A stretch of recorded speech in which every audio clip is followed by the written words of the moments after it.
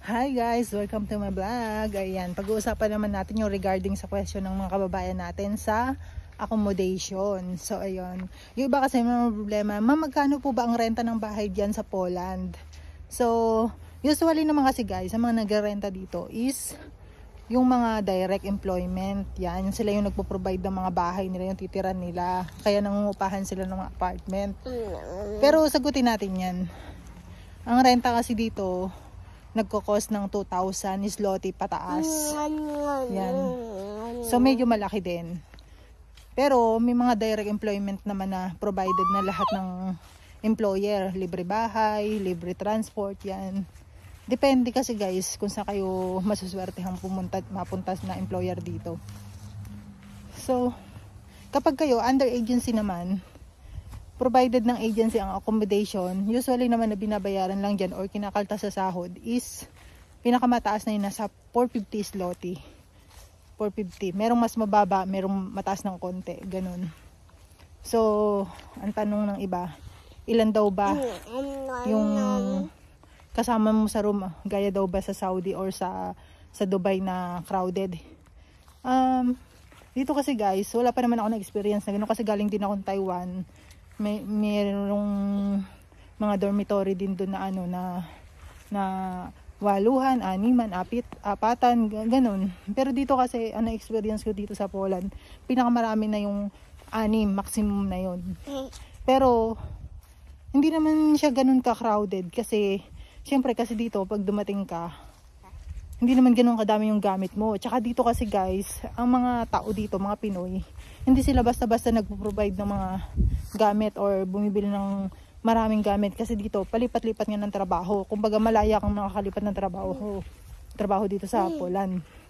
So, iniiwasan ng mga kababayan natin na mahirapan sila maghakot.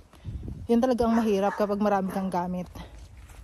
Kaya sila, usually kasi ang mga dala lang nila, isang maleta at saka isang malaking maleta at saka isang maliit na maleta, tapos mga personal na pangkusina na konti lang, ganun kasi ang sitwasyon dito. Kaya hindi mo siya masasabing crowded dito kasi talagang takot ang mga Pinoy dito sa pagbili ng mga gamit or pag-i-invest ng mga gamit dito kasi nga ang sitwasyon kapag ayaw mo sa trabaho mo, lipat agad, ganun kasi dito. Or minsan sa agency, kapag wala ng trabaho yung factory mo, ililipat ka sa ibang factory, nahihirapan sila maglipat.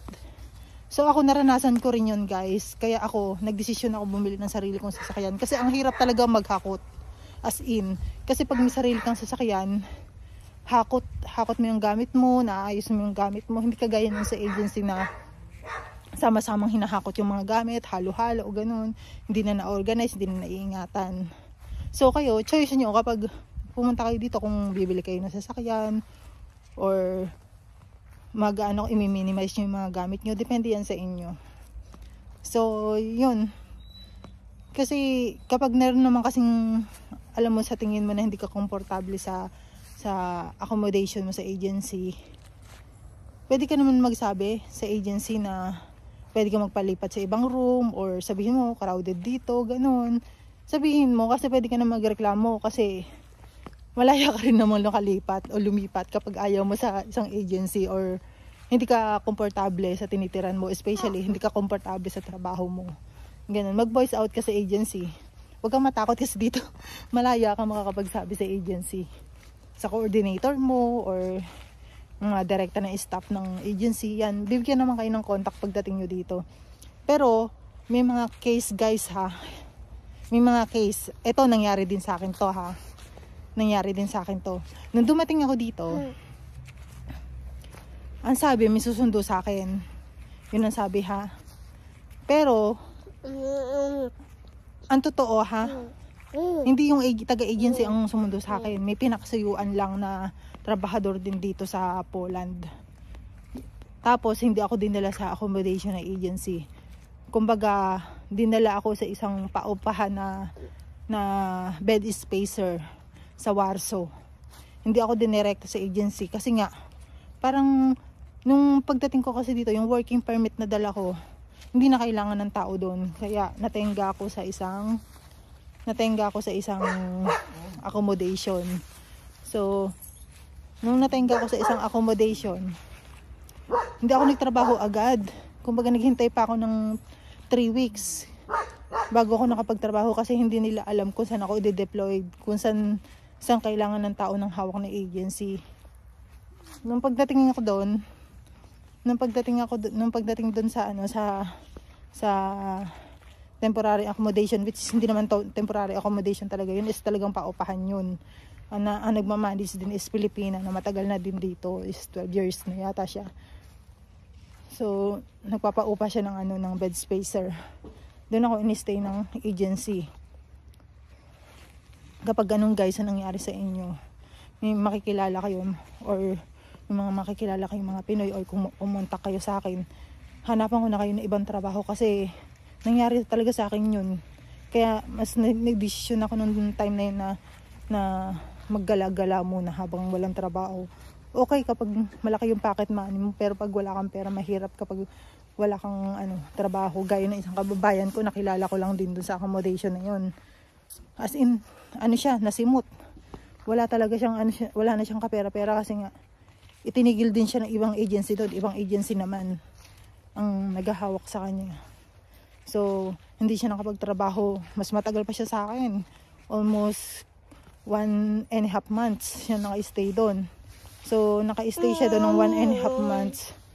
Halos kami na lang yung nagpapakain sa kanya. Nagko-contribution kami kasi may nakilala din ako doon ng mga matatagal na galing silang ibang bansa. Kasi noong time na may TRC sila, nangapit bahay sila. Tapos may expired na TRC na bumalik sila. Tapos doon din sila nanuluyan. So, nakilala ko sila doon, yung mga matatagal na. So, nagtanong-tanong ako yung sitwasyon sa Poland. Nalaman ko lahat din sa kanila. Tapos, sabi nga nila, huwag ko na daw hintayin yung deployment na agency. Lumipat na ako sa iba, hayaan ko na daw yun. Kasi nga, nung time na yun, takot ba ako guys, kasi wala akong idea na pwede naman pala lumipat agad. Kung alam ko lang na ganun, dapat lumipat na ako agad, hindi ko na hinintay yung agency. Tapos nung na-deploy ako, nung hinintay ko yun sa agency, grabe.